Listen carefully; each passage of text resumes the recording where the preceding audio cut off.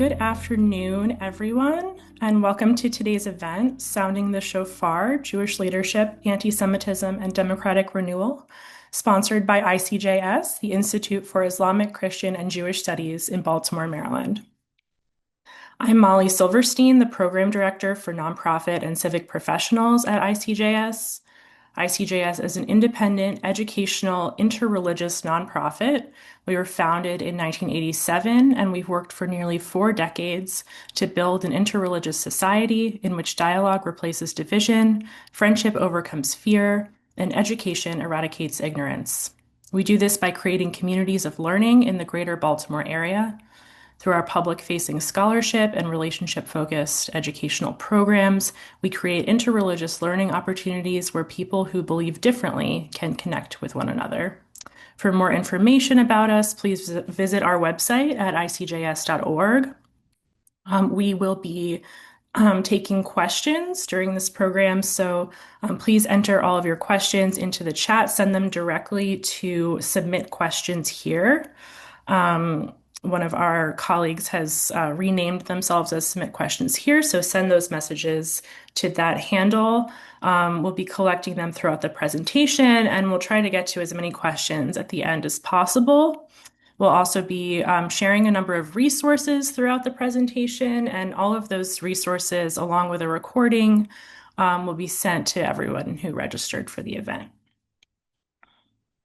So I just want to start by kind of grounding us in the moment that we're currently in, which unfortunately is a moment of heightened extremism and division. So across the country, we're witnessing attacks on our freedoms with universities, nonprofits, and citizens facing new forms of government scrutiny and intimidation. And at the same time, we've seen anti-Semitic incidents have risen sharply, which has left Jewish communities frightened and seeking protection. And into this mix comes a troubling dynamic, which is that some of the forces undermining democratic institutions are doing so in the name of protecting Jews from anti-Semitism. Meanwhile, debates about how to address anti-Semitism have become polarized, with real consequences for Jewish communities, universities, civil society organizations, and democracy itself.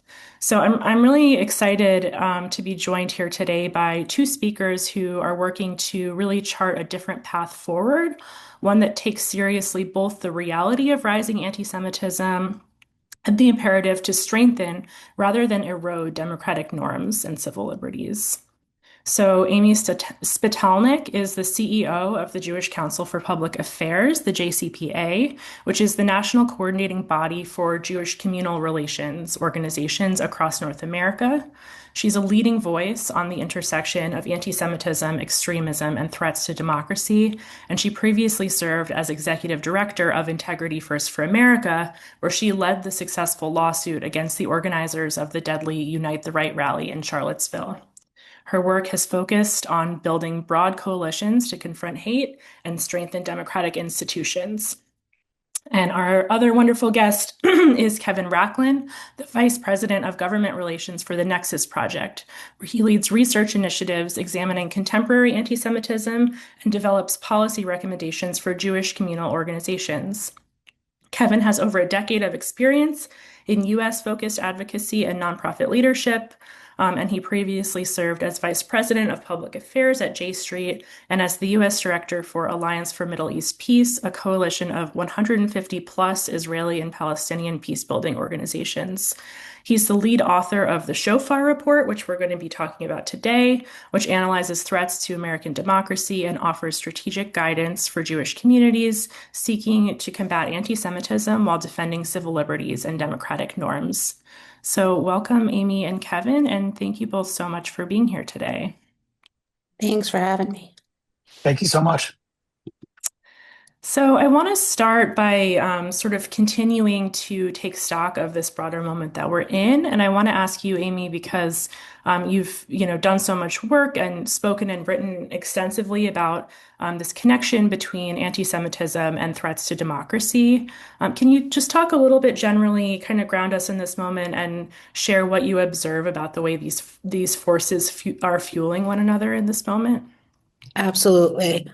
So, to understand this moment, I think we need to understand how anti-Semitism has always worked. Of course, it's this general form of prejudice, hating Jews because of who we are, what we look like, how we pray, what we eat or don't eat, the same way that so many other forms of prejudice operates. What's unique about anti-Semitism is it also works as this insidious, pernicious conspiracy theory rooted in tropes and lies around Jewish control and power. And that's what makes it such a salient wedge across the ideological spectrum and frankly even removed from the ideological spectrum. It's intended to pit communities against one another, to sow distrust and division, to make people doubt that our institutions and our government are working for them because there has to be some shadowy controlling entity responsible for what's happening. And we see this manifest in a variety of ways. You mentioned that before joining JCPA, I led the organization where we brought a lawsuit against the Nazis that violently attacked Charlottesville.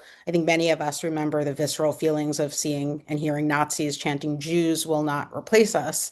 At the time, it was a kind of confusing chant and image. I think now we all know exactly what it means. This idea that there is a Jewish effort, a Jewish conspiracy to replace the white race through support for immigrants, refugees, Black and brown communities, and others who don't fit into the white nationalists' narrow view of what they want this country to be.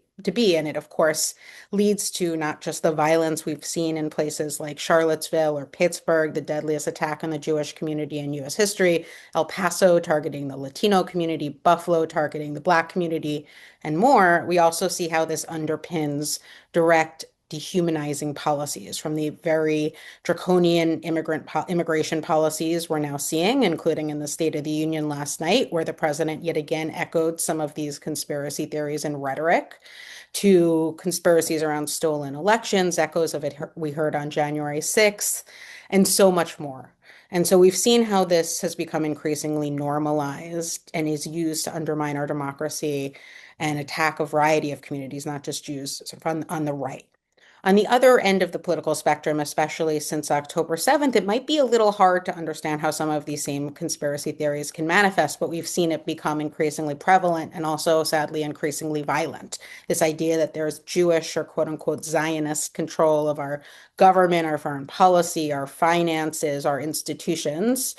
And of course, as part of that, the conflation of the Jewish people and the government of Israel, resulting in everything from, holding Jews here accountable for the actions of the Israeli government. My own synagogue targeted in the weeks after October 7th, the celebration of a terror attack, which was the deadliest attack, the deadliest day for the Jewish community since the Holocaust on October 7th, or as we've seen, increasingly violent acts of hate from the firebombing of Governor Josh Shapiro's home in Pennsylvania to the attack outside the Capitol Jewish Museum to the attack in Boulder, Colorado on a gathering supporting the hostages and more. And what this form of anti-Semitism seeks to do is rooted in some of these very same tropes and conspiracy theories, also seek to again target Jews because of the belief that they are responsible for something bad happening in the world. In this case, the war in Gaza, the humanitarian crisis, the plight of the Palestinian people.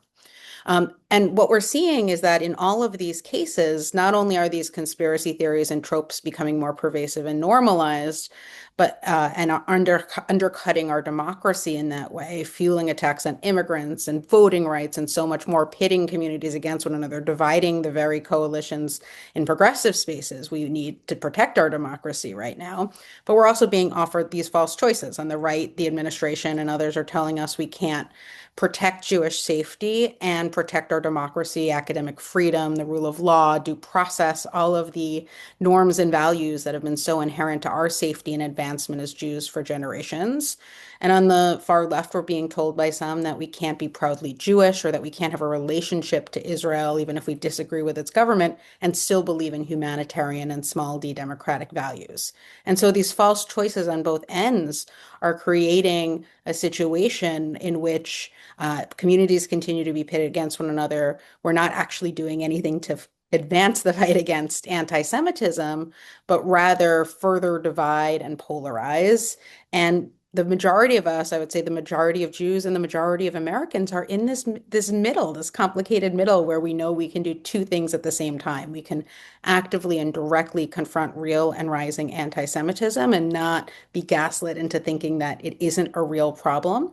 And we can reject efforts to use and exploit our very legitimate fears to undermine our democracy, our academic institutions, and the basic norms and values that have been so inherent to all of our community safety for so long. And so I think it's incumbent on all of us to understand these false choices and the ways in which anti-Semitism is being used to reinforce them when in fact we need to reject them to effectively both confront anti-Semitism and protect our democracy right now.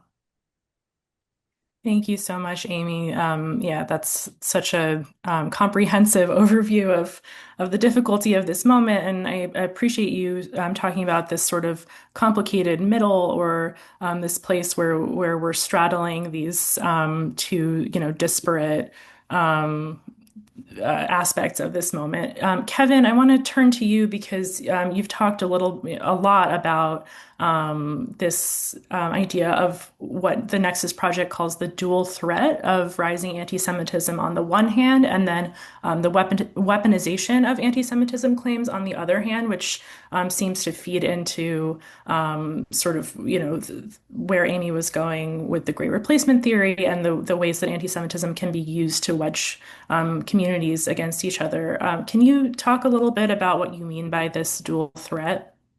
Yeah, absolutely. And I really appreciate you inviting us and giving us an opportunity to speak. In our eyes, the dual threat related to anti-Semitism is pretty straightforward. Amy really laid out the where we are right now in the United States, that this is a once in a generation spike in anti-Semitism that's been going on for several years, even before 10/7, and this has only escalated since then. So it is a real threat that students, myself, others, our temples, our community centers, we're all feeling this. It's real, it's dangerous, and it's really, really scary. And it demands a real response by not just the federal government, but also from all of society. That we see this as an attack on when you're trading in anti-Semitic tropes, you're actually, funneling others' type of hate as well. The same things feed into each other. So it's real, and it's really important to kind of hold that truth to yourself, that this is a real threat. But at the same time, what's, for lack of a better word, disturbing, more than anything else, and frankly, in many ways, sad, is that we're seeing politicians, institutions, even sometimes leaders, slap the label of anti-Semitism on anything and everything that makes people feel uncomfortable, or just, basic things in terms of like criticizing the government of Israel, talking about a ceasefire. And a lot of it is not being done in the name of Jewish safety. But a lot of it's being done in a way to just shut down debate. And prevent a real expression of how we talk about different things, and it goes even beyond that. And later in the conversation, I'm sure we'll talk on Project Esther and things like that. But the real sad thing is that because they are in many ways, there's this overuse of the term, it actually cheapens the word itself, and it makes it harder to actually identify what is real anti-Semitism and what's not. And what actually happens is then, rather than treat anti-Semitism with the seriousness that it deserves, that all forms of hate deserve when we're confronting them, it turns it into a partisan football that people kick around and try to score points on. And we've seen it over the last year and a half. That this has just kind of been the MO that has been happening in Washington, to try to kind of score points, be it Republican or Democrat, on the other side on this issue. And it's really, really dangerous. And what the thing that people tend to miss is that, this dual threat, this rise of anti-Semitism and this increase in weaponization actually feed into each other. When you actually cry anti-Semitism every time somebody questions a policy, or every time someone advocates for Palestinian rights, you really do get this, in a sense, this boy who cried wolf scenario, where, as I said earlier, it cheapens the term when there are real, true incidents that are happening out there. Swastikas called into door, people getting punched in the face for just being how they look, Jewish institutions being tagged in one way, shape, or form another. Amy and I were on a panel last week where we heard a student talk about how her mezuzah was ripped off of her door. and there was no response by the university for it. And it was heartbreaking to hear these things. And for people like that, and when those incidents happen, that's real. And when you're constantly calling anti-Semitism, when you're constantly weaponizing the term, it diminishes what actually hurts and what actually is something that we need to confront. That's one of the reasons why we exist and why Nexus is out here. We exist to kind of, provide clarity in that space, to actually allow for a conversation about what is and what isn't, how to actually be intellectual about what is anti-Semitic, what makes us feel uncomfortable, and then even more so, how does this actually impact law? When does this move into discrimination and things like that? So that dual threat mentality is very real, and it's actually in many ways very scary right now. Thank you. Yeah, I really appreciate the sort of line that you both, I think, are straddling between, validating the reality of the incidents that are very troubling and that, like you said, Kevin, are real, and then also, questioning and pointing to the moments where this term has been and can be weaponized and used in sort of more nefarious ways. I want to stick with you just for a second, Kevin, because I want us to bring Project Esther into the mix, and so I would love if you would be willing to share for those who might not be familiar a little bit of what Project Esther is, who created it, and what it claims to do. And hopefully this ask isn't too outside of your purview, but if you can also just touch, yeah, definitely not outside your purview. Not outside the purview, that's for sure. Yeah. I would love for you to also just touch a little bit on the imagery of Esther, just as we're approaching Purim, and because we are a religious Totally. nonprofit. Yes. I appreciate the question, and I'll get to the religious language in a second. But I think it's important, when we're talking about weaponization, and when people are looking for what's a concrete example of the weaponization of Jewish fear and Jewish and anti-Semitism, there is no better example in my brain than Project Esther. So I'm going to go into a little spiel, forgive me, everyone, about what is and what is not Project Esther, where it came from, and all things like that. So I'm sure back in 2023, 2024, I would say the vast majority of the people on this call had heard of an organization called the Heritage Foundation. This was the group that kind of came out with the blueprint strategy for the Trump administration under an idea called Project 2025. It was this 500-page plus report on what a new Republican administration should do, particularly a new Trump administration should do. At the 1-year mark of 10/7, with some fanfare, but very little, they released what I'm just dubbing an addendum to it that was named Project Esther. And the idea was that they were going to create a national strategy to combat anti-Semitism that fits into the Project 2025 framework. Here's the interesting thing about, let me just say at the front, a national strategy to combat anti-Semitism is not a bad thing. I know Nexus, JCPA, and almost every other major Jewish organization out there supported the 2023 national strategy to combat anti-Semitism. That was, bipartisan, supported across the board, and had over 1,000 different stakeholders involved, including folks from the right side of the Jewish community, like the Zionist Organization of America, to the super left side of the community, folks that may support other definitions. That's really important when you're talking about a whole society effort to combat anti-Semitism, to get the broad spectrum of what we as Jews think should be done in this moment.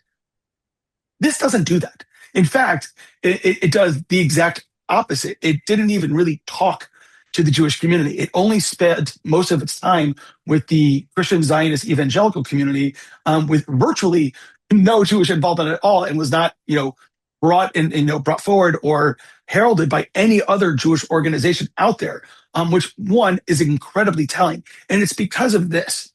This document was designed to use Jewish fear as a cover to enact an authoritarian policy and to kind of whittle down democratic institutions, go after higher education, civil liberties organizations, and really the infrastructure that makes this country safe for all minorities, Jews included. And they do it in a few different ways. The first is they call this, that anybody that is, quote unquote, not a part of this organization or part of the somewhat even any sort of mainstream is part of a quote Hamas support network. They specifically use language to invoke fear about other institutions, be it philanthropies, universities, civil society. That is a very important flag that they are using language that is coded to incite fear.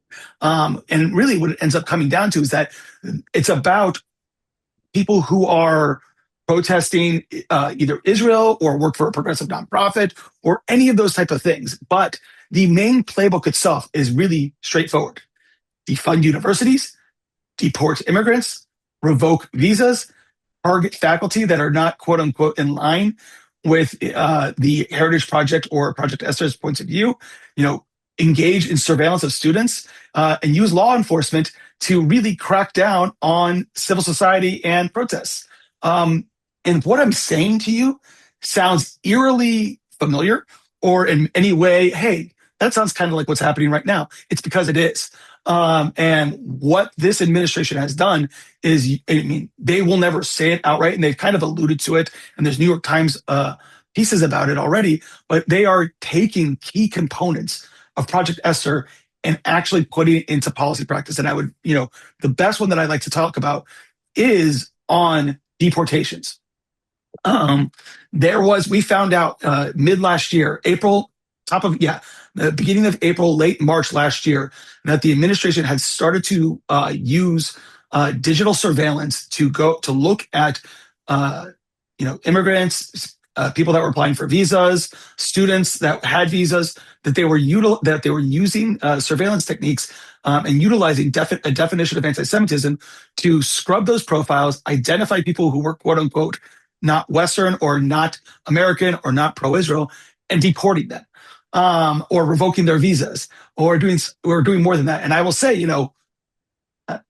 that doesn't protect us. That actually does nothing to protect Jews. And then taking it even a step further, that we're seeing, these massive investigations into campuses, where before the investigation is even over or even really begun, the administration implements financial penalties onto that institution, which is a whole nother ball of wax that I know Amy and I could jump into about how, technically that's illegal, but like in removing key federal dollars that really have nothing to do with the Middle East program, with anti-Semitism, things that like we're talking about, like cancer research or climate change research. These are very going after these type of things does not protect Jews. And that I think is really important to understand. There is that this project, again, just to kind of reiterate the point, was not designed to keep us safe. It was designed to really erode American democracy. That is the biggest thing that it was designed to do. And it's being still used even after the Heritage Foundation had this big brouhaha over anti-Semitism, that the administration has still not backed away from a lot of the things that they have done last year, which are directly in line with Project Esther. And then to your other point, Molly, on the religious aspect of this, and I'm going to say at the front, not a rabbi. I'm on the board of my temple, and I like to pretend that I am sometimes. But I think it's very interesting that the Heritage Foundation chose Esther for this. And, one, just to put this out there for any of you who know Jewish text, the book of Esther is not part of the Torah. It's part of a different thing called the writings. And at the front of Project Esther, they even say that it's part of the Torah. So like just putting aside their completely inability to actually understand our traditions, what's really telling is that the story of Esther is so close to our tradition. And I know we're coming up to it right now, but this is a story about a Jewish woman who conceals her identity in the Persian court and then reveals herself to protect her people from a genocidal plot by a man named Haman, the king's advisor. And if I had a grogger, I'd be shaking it right now. It's one of the most important traditions about standing up to power and actually understanding that one person can make a difference and one person can actually save a people. This does the exact opposite of that.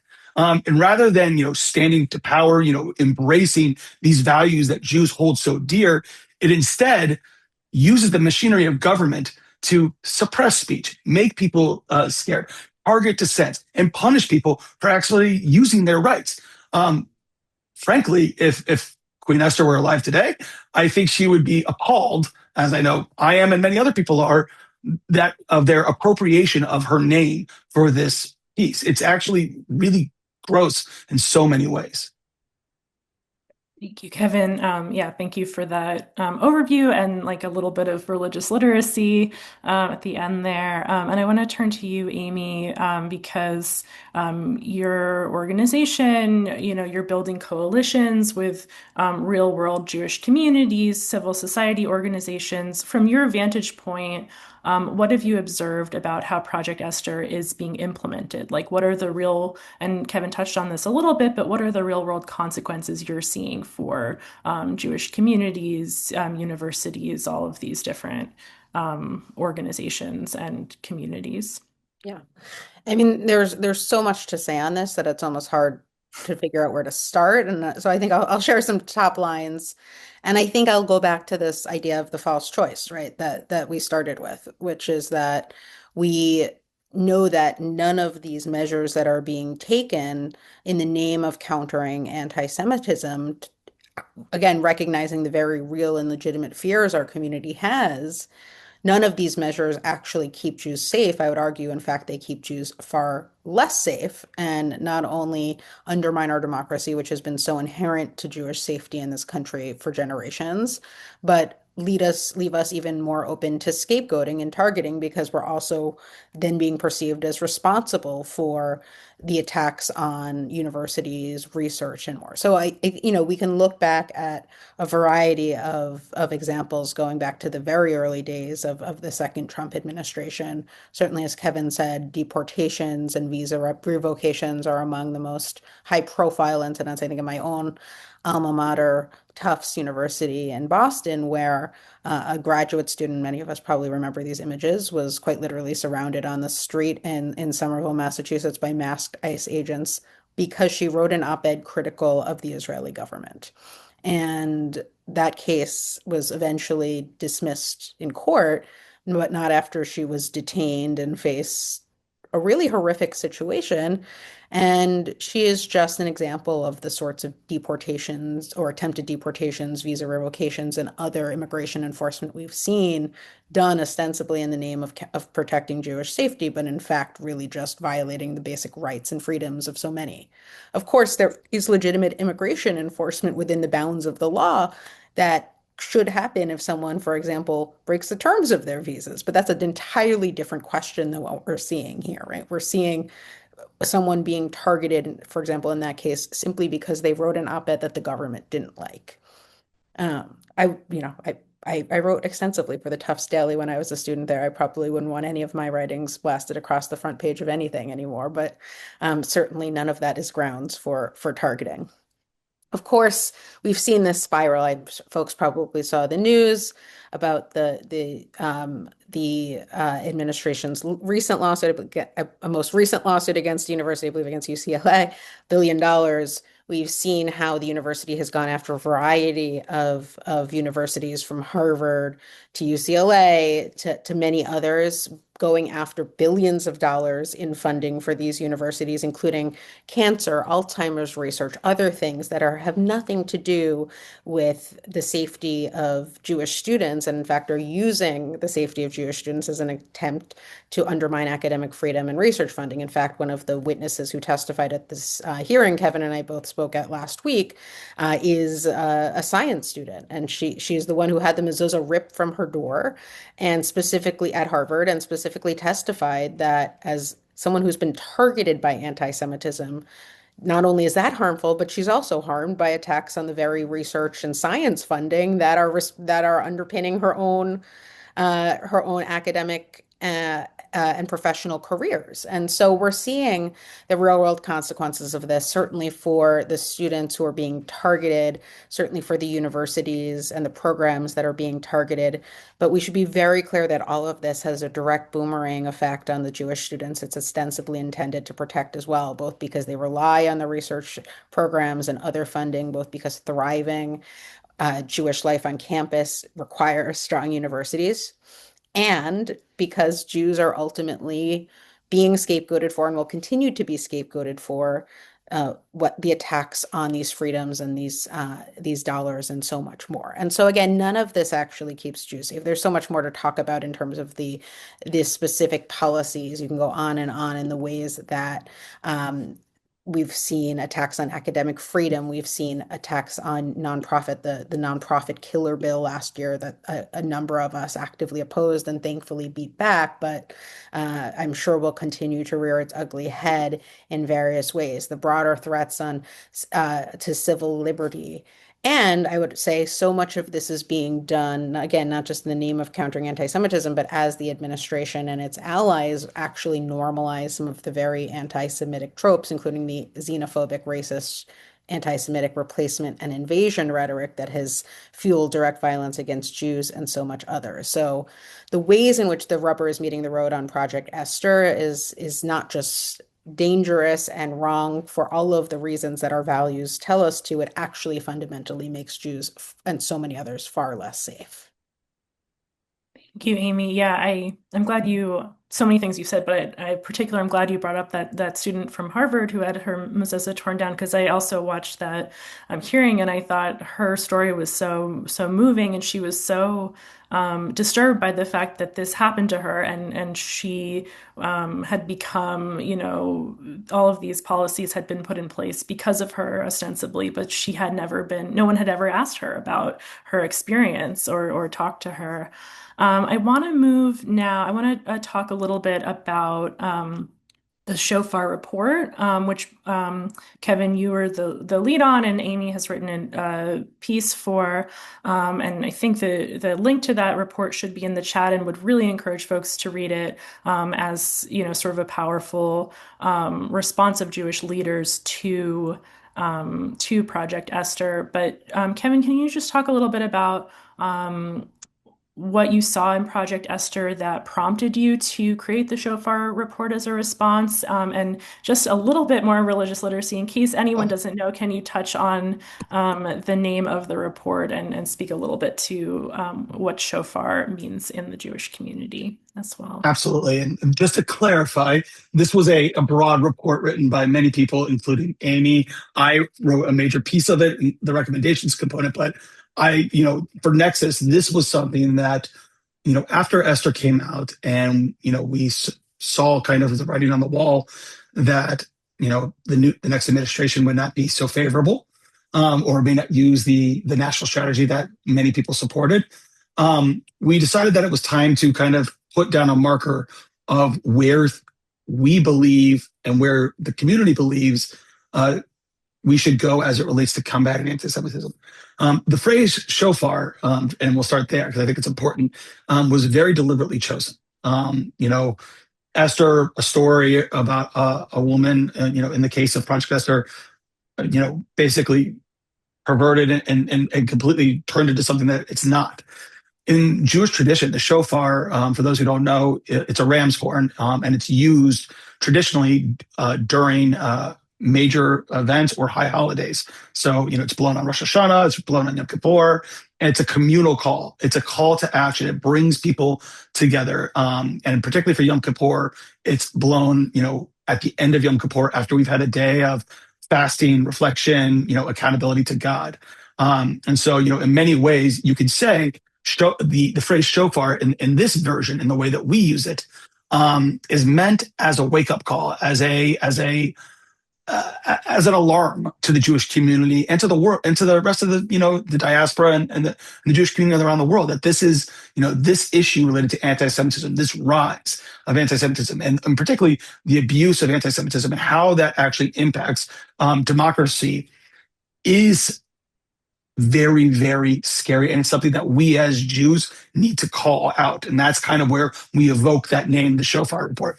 And in reality, what it does and what we talk about in the Shofar Report is almost the polar opposite of how Project Esther does. And so in the beginning, when you look at this, there are key recommendations that we put forward about how do we strengthen the system that protects Jews. And the basic question that we asked is, when we are engaging in a response on anti-Semitism, does this protect us or hurt us? And then even more so, does this reinforce the guardrails that not just protects Jews, but protects all other minority communities in the United States? And that's the key component of it, is that when Jews are safe, other minorities in this country are safe. We're very fortunate that we've lived in a country that has robust civil rights and a robust democracy that has kept us safe for so many years. And the Shofar Report builds on that. It talks about investing in education, which is very important when you're actually combating anti-Semitism. Most people think that you can, I wouldn't say most people, that's the wrong word. There is a presumption that you can kind of beat the anti-Semitism out of people in many ways, that you can expel them, isolate them from society, make them not, a welcome part.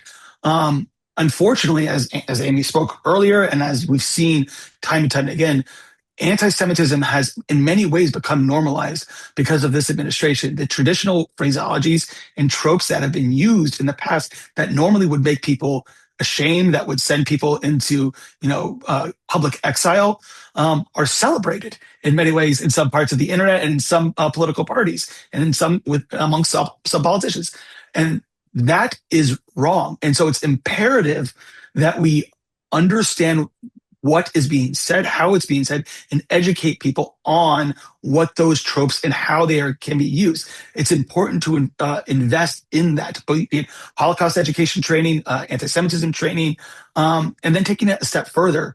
We have a very robust civil rights system here in the United States, particularly as it relates to discrimination. And it talks about enforcing existing harassment and anti-discrimination laws, not tearing them down, not raising one form of hate above another. And that is critical. Because in so many ways, what's being done when we're talking about the weaponization of anti-Semitism is that it's being used as a wedge to divide Jews from other traditional allies that we've had out there. And part of that effort is to, raise Jews above other forms of hate, raise anti-Semitism above other forms of hate. And that just does not work. And in fact, it tears alliances apart and really at the seam. And so part of that is also, we want to be building more alliances that are facing hate. We've got to strengthen the ecosystem that does that. And I think, what we really, took a step on is we wanted to build on what the Biden strategy was doing, what that 2023 strategy was doing. How do we actually invoke this whole of society attack on anti-Semitism? How do we actually go after that in a really key way? And I think that's what's really, really important on this. And then Shofar itself, we can get into recommendations and whatnot that it says, but it talks about fully funding the Office for Civil Rights at the Department of Education. For those of you who don't know, this administration has shut down over half of the offices out there that are specifically tasked with keeping minorities safe on college campuses, not just Jews, all minorities. And I'm just going to say the word doged over half the staff in these institutions. So I would, when we're looking at, a very, very small office of the Department of Education that has a very large task, it's very difficult to take an administration seriously when they are undercutting it and destroying the very institution that's designed to protect students. So that's the one big thing that we kind of highlight in there. Like, OCR, it is important. We also talk a lot about Title VI coordinators. We want to be ensuring that all college campuses and that all students, in fact, have an opportunity to understand discrimination law in the United States and how that could apply to them, be them Jewish, Muslim, Sikh, Christian. It doesn't matter. What's important is that every university should have a dedicated person there to kind of raise up and for students to go to who actually understand this on the very core level. And the big other thing that I would, bring into about Project Esther, not Project Esther, the Shofar Report, getting me confused, is the cross-coalition building that we have in there. We really believe that anti-Semitism doesn't exist in a vacuum. It works in tandem with all other forms of hate, racism, xenophobia, Islamophobia. And it's important that when Jews are looking to fight anti-Semitism, that we can't do this alone, that we have to be in coalition with other groups that are out there. And so we talk a lot about in the Shofar report, strengthening those coalitions up.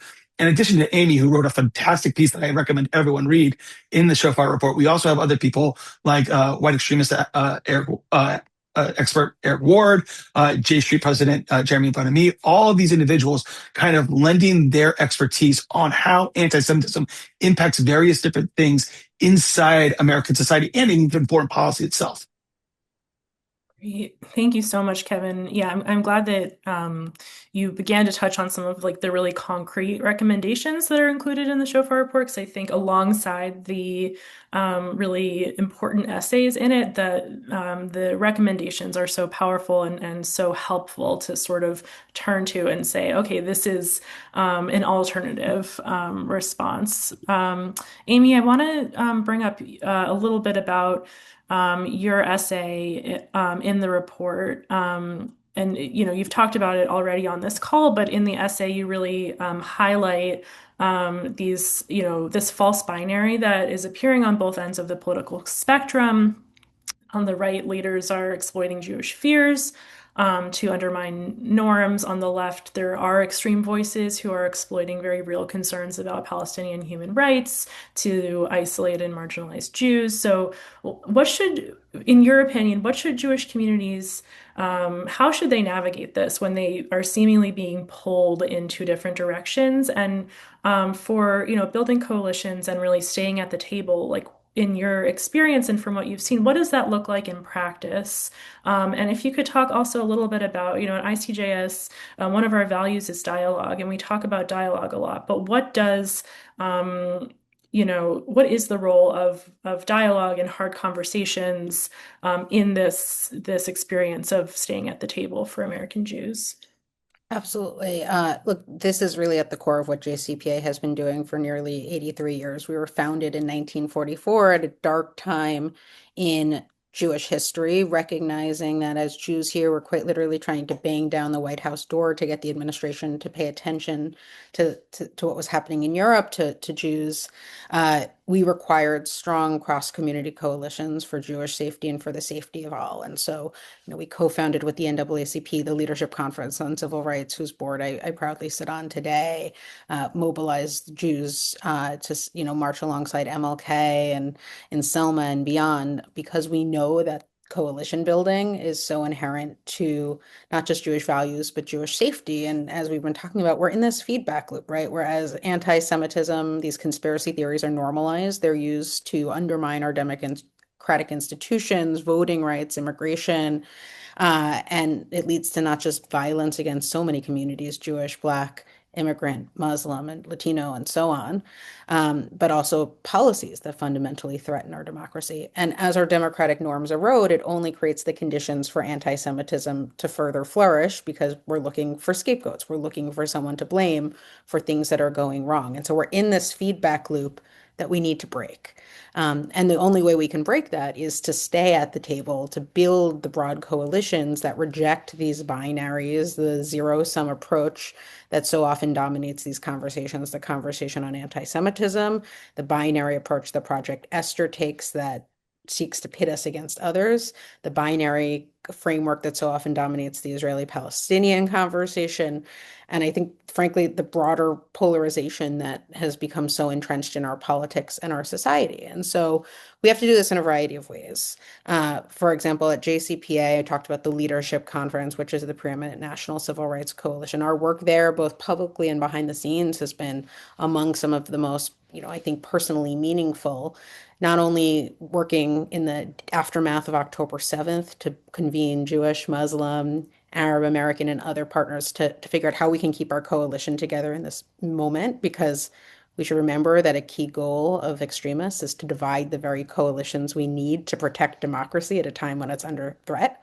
but also to make sure that the coalition could stay true to its values and to the safety of all of its members. So, for example, when we saw the campus protests spike about 2 years ago, almost at this point, we worked very closely to with the leadership conference to put out a statement that both fiercely defended the civil liberties of protesters and students, the right to speech and protest, and made clear that the reality of anti-Semitism on certain campuses for students and educators was real, and that there was an obligation by administrators, by schools, to enforce Title VI and make sure the civil rights of all students, including Jewish students, were protected. Similarly, in the aftermath of the Boulder and Capitol Jewish Museum attacks, it was incredibly heartening to work in that coalition to put out a statement from 65 groups, Muslim, Arab, progressive, Latino, LGBTQ, across broad, diverse coalition, making clear that when Jews are targeted over the actions of the Israeli government, that is anti-Semitism, period. But it needs to be a holistic approach, right? So, for example, in the aftermath of the Bondi Beach attack in Sydney, Australia, this horrible anti-Semitic attack on Hanukkah, we also saw these really vile and atrocious Islamophobic comments made by members of Congress, including Randy Fine, who continues to just say truly the most outrageous, vile, bigoted things you could imagine about Muslims. And we had an event on Capitol Hill in partnership with the Muslim Public Affairs Council, MPAC. And it was this sadly perfectly timed event in which Salam El-Mariati, who runs MPAC, was up there speaking about the horrors of the Bondi Beach attack and the solidarity that the Muslim community had with the Jewish community, the importance of calling out anti-Semitism when it masquerades as anti-Israel activism, and us, me, and others, specifically speaking to the vile Islamophobic response we've seen and the targeting of Muslims here under the guise of fighting anti-Semitism. And we all have an obligation to recognize how these binaries are being used to pit us against one another. And we stay at the table by rejecting those binaries and by doing the hard work across lines of disagreement on whether it be foreign policy or anything else. We do this work in a variety of spaces. I mentioned the Leadership Conference at MPAC. We have national partnerships with the two national teachers unions, AFT and NEA, where so many of these issues are playing out in really fraught ways as well. And engaging with nuance and care and constructive dialogue is the only path forward. And we continue to build out these sorts of coalitions both within the Jewish community, because we should be under no illusion that the Jewish community itself is a monolith, and across diverse communities, because that, as you know, our friend Eric Ward likes to say, that's how you build the muscle. We need to build the muscle to stay at the table, because that's the only way we can truly have the coalitions we need to fight back against rising authoritarianism, hate, and extremism in this moment. And we can't let it fracture us, because that's the precise goal of the extremists. Thank you. Yeah, the work that you all are doing, I think it can give me hope in moments of a lot of difficulty finding that hope and seeing where these coalitions are happening and this hard work is happening. I want to turn to we had a few audience questions come in. Um, Someone is asking, what is the reason that the Trump administration is hiding behind or using anti-Semitism in its actions, anti-democracy actions? But meanwhile, so many of their supporters are clearly anti-Semitic. Like, can you speak to that sort of irony? I'm happy to start, and Kevin, jump Go in. ahead, you go first. I'm sure we both have many thoughts on this. Yeah. Look, I mean, look, there's no logical explanation to this other than political cynicism and hypocrisy, I would argue, right? We know that if this administration were truly serious about confronting anti-Semitism, it would not be normalizing these conspiracy theories and rhetoric from, the State of the Union last night to so much more that is impossible to list here. It wouldn't be appointing people with real extremist anti-Semitic histories to senior roles in our government, from the Department of Defense to, the infamous Paul Ingrassia, who stated he had a Nazi streak, to Jeremy Carl, who's up for confirmation, and so much more. And it certainly wouldn't be gutting the very programs that are intended to keep Jews and so many other communities safe, including Title VI and the Office of Civil Rights, as Kevin described, hate crimes prevention grants, the core domestic infrastructure we have to identify and counter domestic extremism, and in particular right now, a very cynical attempt to weave terms and conditions into the nonprofit security grant program, which quite literally provides synagogues, JCCs, and all other religious sorts of nonprofits with funding for like security cameras and fences and other physical security. They're trying to weave in terms and conditions requiring immigration enforcement and banning quote unquote illegal DEIA, so that these institutions have to choose between their values and their security. None of that is about keeping Jews safe. That's about political cynicism.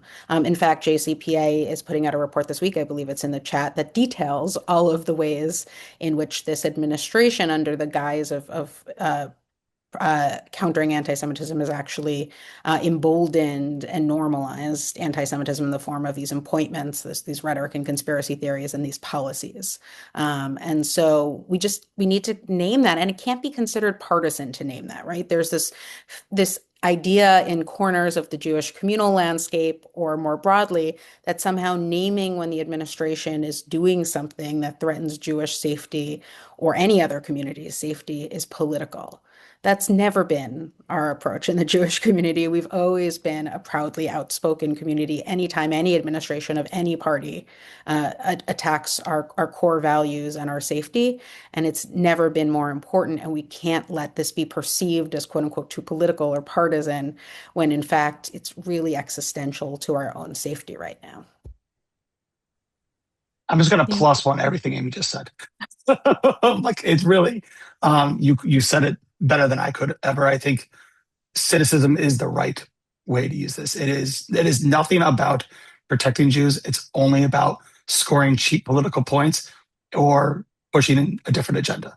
That's what it comes down to. And I think you can see that, just beyond, just look who our Secretary of Defense is. Just look who is running the the task force to combat anti-Semitism. These people trade in anti-Semitic rhetoric all the time prior to being appointed their position. So I find it very hard to take seriously any administration that promotes and lifts, frankly, and people who trade in anti-Semitism or normalize it. It just comes down to cynicism, and it comes down to scoring political points.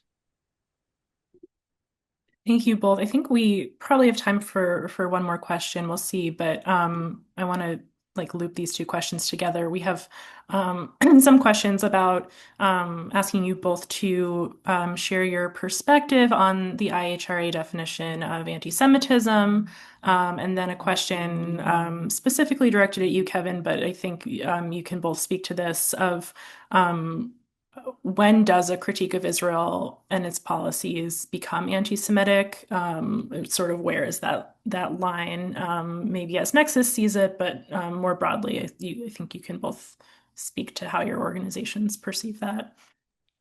I can go first quickly because I suspect Kevin is going to have a much more comprehensive answer on this, because it is really, JCPA's approach to the IRA or IHRA definition is that it's a valuable tool and resource. That's been a long-standing policy, even when JCPA used to quite literally make policy by vote across 145 Jewish communal organizations, which we don't do anymore because two Jews, three opinions, 145 Jews, I don't even know how many opinions.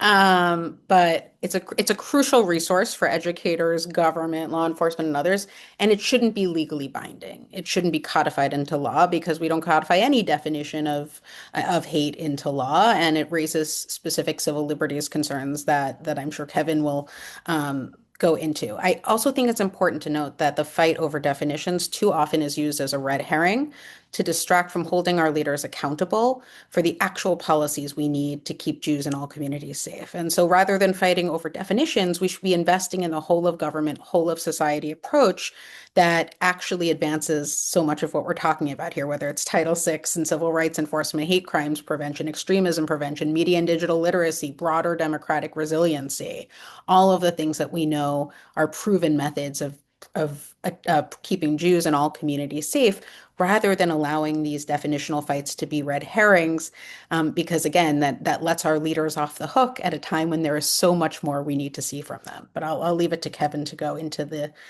weeds of the definitional fights. Totally. I'm happy to. I'm happy to. So I'm going to first just again, plus one, everything Amy said. The definition fight is exhausting. It is a red herring. It wastes energy, it wastes time, and it wastes resources from our community. In my eyes, it's very specifically out there to divide the community in many ways.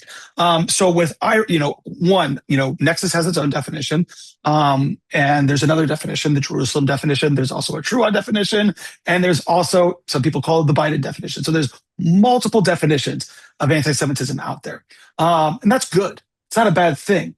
Actually, definitions, as Amy just said, they're educational resources. They're designed to help inform people when they're looking to identify what is and what is not anti-Semitism. They are not, direct laws. And in fact, there is a lot of ambiguity to all the definitions, and there's a lot of, and that is a problem in itself. The biggest thing I would say, though, when it comes to IRA, is that IRA was designed not for an American context. It was designed originally for the Europeans. There's a much larger sense of hate of Jews in Europe for, just flip a textbook if you still have history textbooks, and you'll see it. It goes back thousands of years at this point. And that's not to say it doesn't exist here. But because of that, Europe has a very unique way of dealing with anti-Semitism. And in that way, there are hate speech codes inside Europe. And to understand what anti-Semitism was, Europeans needed a definition to kind of identify for tracking purposes. This was the definition itself was created for, I like to say, bean counters. And even the author of the definition, Ken Stern, who was a former AJC counsel and now works at the Bard School, has said the exact same thing, that this definition was never made to be put into law. And the reason is because of the ambiguity related to anti-Semitism, anti-Zionism, and Israel. And therein lies the biggest issues that we see nowadays when it comes to the definitional wars, is when does criticism of Israel, when does criticism of Zionism broach into anti-Semitism? When does that transition over? And for many of those, when we look at IRA, 7 of those 11 examples that it illustrates are directly related to Israel only. And that is a little troubling, particularly because it also doesn't raise other major forms of anti-Semitism, like blood libel or things like that, that are out there. That is actually a little concerning for the people that are writing it. But as Amy stated, putting aside the civil rights concerns on IRA, and I can talk about that a little bit right now, there is a broad push in this country and around the world, in fact, to move this definition from a educational tool into a law, to codify it in a way that allows a Department of Justice or the Department of Education to use it for punitive measures rather than educational enforcement, rather than educational work. That is incredibly dangerous. One, as I said earlier, and I think this is the structure of it, the definition itself is insanely ambiguous as it relates to what is and what is not anti-Semitic as it relates to Israel. That leads into a question of, when enforced into law, does that mean that criticism of Israel, does being an anti-Zionist, does being pro-Palestinian, is that anti-Semitic? And what has happened and what we've seen, that every time that it's been used, it chills speech related to these different things. And in this country, like it or leave it, we have the First Amendment. You can say and think terrible things, and I don't support those things, But when those things cross into discrimination, that is when we trigger the law.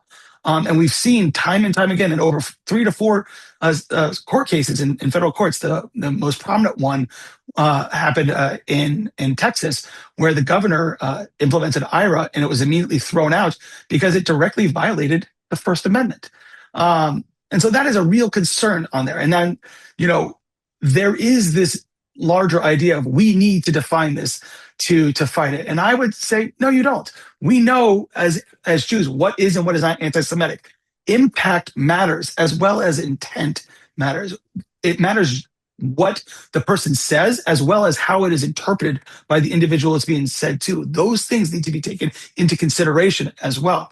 Nexus has developed, thank you for putting in the chat, the Nexus document, which kind of is our own definition of how to do this. But and one of the things I'm really proud of that we put together was this campus guide. And I just put that in the chat as well. And this was designed specifically for college campuses and for individuals to kind of understand when does something transition into anti-Semitic tropes. And it uses 3 basic screening questions to do this. Does the phrase, blend into traditional anti-Semitic tropes? Jews control the world, conspiracy theories, blood libel, Holocaust imagery, things like that. Really, the traditional things that when you think about anti-Semitism in a different way, that is what traditional anti-Semitism looks like. And then does it discriminate, advocate violence or hostility to Jews? Does it say, does someone writing, burn the Jews, that is clearly anti-Semitic, obviously, but, does it promote, does it defend that? And then the big thing that we all talk about nowadays is, does it conflate Jews with the state of Israel? Is something trying to hold Jews collectively responsible for the actions of the government of Israel? Does the act assume that non-Israeli Jews or Jews in the diaspora or Jews in general are loyal to the state of Israel, or that they are immediately assumed to be pro-Israel? Does it assume that all Jews are Zionists? And these are real questions that you have to consider when facing different languages. And then obviously the guide itself talks about various different things: by any means necessary, genocide from the river to the sea, intifada, settler colonialism. And it really does kind of touch on each one and kind of how it can be used and when it's used and when do these things transition over into traditional into anti-Semitic tropes. I will say, I have found that when we're breaking the definitions down, and I would say there's 3 big ones out there. There's IRA, there's Nexus, and there's the Jerusalem. That they, at face value, at word value, they're all very similar, which is good. The main definitions are similar, but where they are different as it relates to Israel and anti-Zionism. And so I've kind of developed a little shorthand for it, just because it's easier for people to understand the different definitions and how they actually relate to anti-Zionism. And so in the broad sense of the terms, for IRA, anti-Zionism is anti-Semitism. Full stop for them. That is kind of how that definition promotes itself. For Nexus, it's more of anti-Zionism can be anti-Semitism, but not all of it is.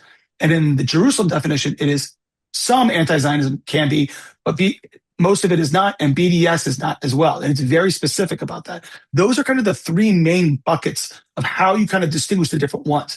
And I think, as Amy said in her comments, Jews have a lot of opinions. And you'll never get all of us to sit down and agree on anything. I worked on Israel-Palestine for almost 15 years, and I can tell you that our community still isn't aligned on how that conflict should end. And so this word itself is very similar to that. And so it's important to kind of use these definitions as they're intended, to teach, to educate, to help law enforcement understand when something can be anti-Semitic, and then to determine whether or not a discrimination component is in there. Thank you so much, Kevin. I'm realizing we so transfixed with that we are now over time. So I'm going to wrap us up. Thank you so much to Amy and Kevin for all the work that you're doing and for joining us in this conversation. There's so much more to talk about. A survey will show up after you log out of today's event. Please take a few minutes to answer the questions. It'll help us measure and improve our future work. Your responses are confidential. If you want to participate in more programs like this, please visit our website at icjs.org.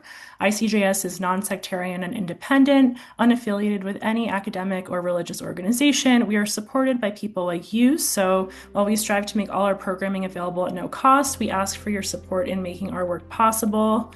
And thank you so much to our wonderful panelists.